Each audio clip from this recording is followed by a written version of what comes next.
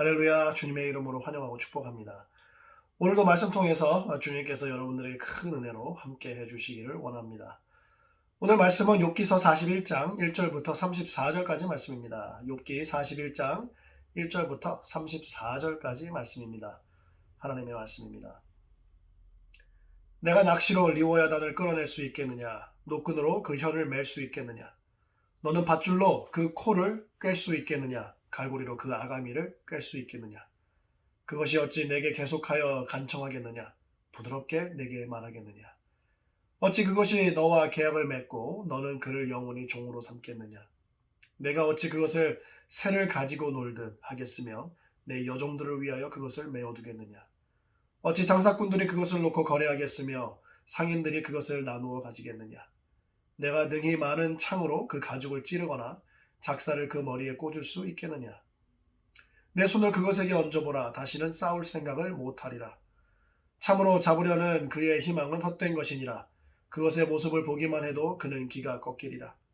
아무도 그것을 격동시킬 만큼 담대하지 못하거든 누가 내게 감히 대항할 수 있겠느냐? 누가 먼저 내게 주고 나로 하여금 갚게 하겠느냐? 온 천하에 있는 것이 다 내 것이니라. 내가 그것의 지체와 그것의 큰 용맹과 늠름한 체구에 대하여 잠잠하지 아니하리라. 누가 그것의 겉가죽을 벗기겠으며 그것에게 겹지간을 물릴 수 있겠느냐? 누가 그것의 턱을 벌릴 수 있겠느냐? 그의 둥근 이틀은 심히 두렵구나. 그의 즐비한 비늘은 그의 자랑이로다. 튼튼하게 봉인하듯이 닫혀 있구나. 그것들이 서로 달라붙어 있어 바람이 그 사이로 지나가지 못하는구나. 서로 이어져 붙었으니 능히 나눌 수도 없구나. 그것이 재채기를 한즉 빛을 발하고 그것의 눈은 새벽의 눈꺼풀 빛 같으며 그것의 입에서는 횃불이 나오고 불꽃이 튀어나오며 그것의 콧구멍에서는 연기가 나오니 마치 갈대를 태울 때에 솥이 끓는 것과 같구나.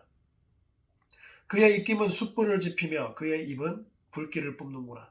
그것의 힘은 그의 목덜미에 있으니 그 앞에서는 절망만 감돌 뿐이구나. 그것의 살 껍질은 서로 밀착되어 탄탄하며 움직이지 않는구나. 그것의 가슴은 돌처럼 튼튼하며 맷돌 아래짝같이 튼튼하구나. 그것이 일어나면 용사라도 두려워하며 달아나리라. 칼이 그에게 꽂혀도 소용이 없고 창이나 투창이나 화살촉도 꽂히지 못하는구나.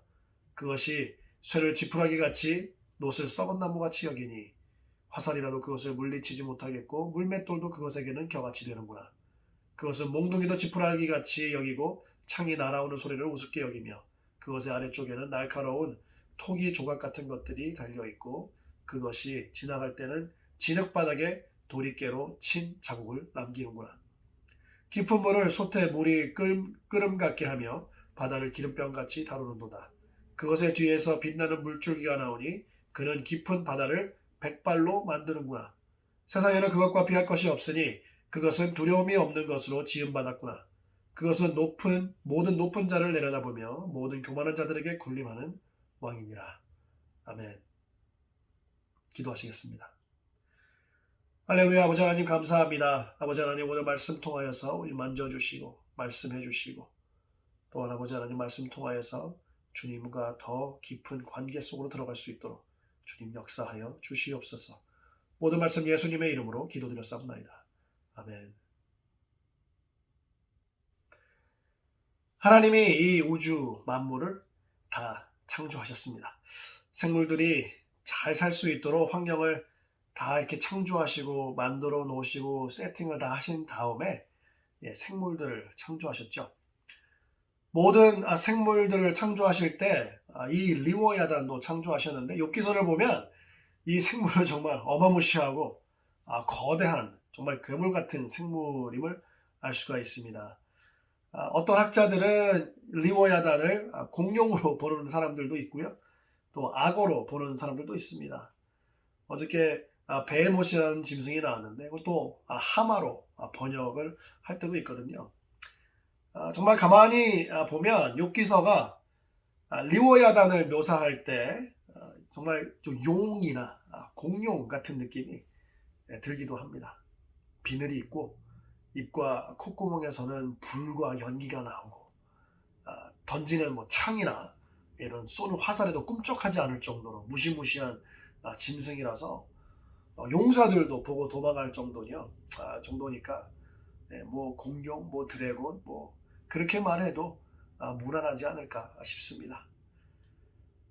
이사야서 27장 1절에서도 리워야단에 대해서 기록을 하고 있는데 거기에서는 뭐라고 기록하고 있냐면 날렘 뱀 리워야단 곧 꼬불꼬불한 뱀 리워야단 그렇게 묘사를 하고 있습니다. 말씀에서 이 리워야단에 대해서 나오는데 여기서 중요한 것은 리워야단이 어떤 짐승이냐 어떤 생명체냐를 가리는 것이 아닙니다. 그것이 중요한 게 아니라 이 짐승을 통해서 우리 인간의 저 보잘것없음, 연약함 그런 것들을 나타내고 반면에 하나님의 권능, 그 능력을 보여주는 것이죠. 리워야단은 실로 사람이 쉽게 상대할 수 없는 어마무시한 생물임에는 틀림이 없습니다. 리워야단과 비할 생물이 세상에 없을 정도로 대단한 이 리워야단 같은 짐승도 하나님께서 창조하셨으니 하나님의 능력이 얼마나 대단하고 놀랍습니까? 하나님께서 이 리워야단을 그냥 창조만 하신 것이 아니라 하나님께서는요 그런 생물까지도 우리 인간들이 이렇게 쉽게 대할 수도 없는 그런 짐승까지도 하나님은 쉽게 하나님의 뜻대로 제어하실 수 있는 그런 권능이 있으신 분이라는 겁니다. 이렇게 비교를 해서 보면 하나님이 얼마나 놀라우시고 얼마나 크시고 대단하신지 우리가 조금 더 잘 알 수 있는 것 같아요. 하나님은요 이 세상의 창조주이시죠. 그리고 이 세상의 주인이시고요. 또 이 세상의 통치자이십니다. 이 말 뜻은 뭐냐면 하나님께서 이 세상을 다 만드셨기 때문에 이 세상은 하나님의 것이고요. 그리고 하나님의 것이기 때문에 하나님께서 이 세상을 다스리시고 통치하시고 운영하신다라는 것입니다. 우리가 이 리워야단이란 짐승 하나도 감히 두려워서 가까이 하지도 못하고 어떻게 할 수도 없고 제어할 수도 없는데 우리가 우리의 인생을 어떻게 개척해 나가고 또 만들어 나가고 그럴 수가 있겠습니까? 미래를 위해서 정말 죽도록 열심히 노력하면 성공할 수 있다. 내 운명은 내가 만들어가는 것이다. 이렇게들 많이들 얘기하는데요. 사실 100% 맞지 않죠. 오히려 우리가 통제할 수 있는 우리의 인생은 일부분도 없습니다. 반면에 욥처럼 자기의 권리를 주장하고 하나님이 불공평하게 또 부당하게 억울하게 하셨다 이런 불평도 할 수가 없는 거예요. 왜냐하면 하나님께서 창조하셨고 통치하시고 다스리시기 때문에 그렇습니다. 이 세상 모든 것이 하나님의 통치 안에 좀 더 근본적으로 말하면 하나님의 제어 안에 있다는 것이거든요. 그리고 세상에서 존재하는 모든 것들이 다 하나님으로부터 비롯되었다는 것을 바울이 우리에게 가르쳐주고 있습니다. 로마서 11장 36절에 만물이 주에게서 나오고 주로 말미암고 주에게로 돌아감이라 그렇게 말씀하고 있습니다. 이 세상의 모든 것이 하나님으로부터 와서 그에게 돌아가는 것처럼 모든 만물의 생사와 흥망은 또 성세는 하나님께 달려 있다는 것입니다. 하나님이 욥에게 이렇게까지 자세하게 이 리워야단을 이렇게 얘기를 해주면서 설명해 주시는 이유가 뭘까요? 하나님은요 욥을 정말 사랑하시는 겁니다. 너무너무 사랑하시는 거예요. 하나님은요 욥을 사랑과 정의로 다스려 주시고 그 통치 가운데 은혜를 베풀어 주시는 거거든요.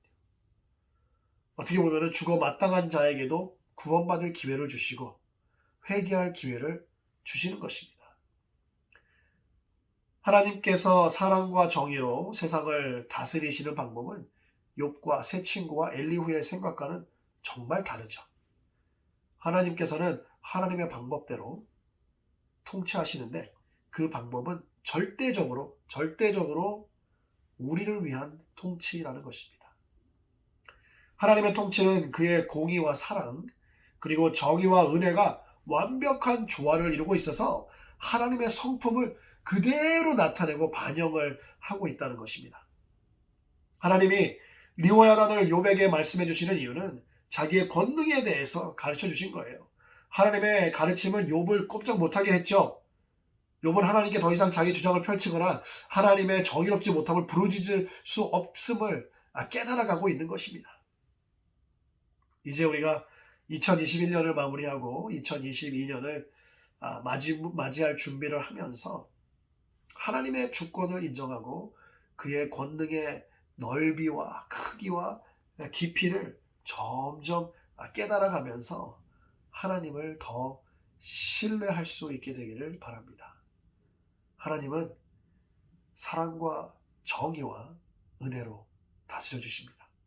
주님만 믿고 신뢰하면서 그의 주권에 모든 것을 다 맡기시는 저와 여러분들 다 되시기를 주님의 이름으로 축복합니다. 기도하시겠습니다. 할렐루야. 아버지 하나님 감사합니다. 오늘 말씀 통하여서 하나님의 그 권능이 얼마나 놀랍고 또 얼마나 대단한지 또 다시 한번 알게 되었습니다. 아버지 하나님, 오직 주님의 주권에 우리가 모든 것을 다 맡기고 오직 주님의 다스림 안으로 들어가기를 원합니다.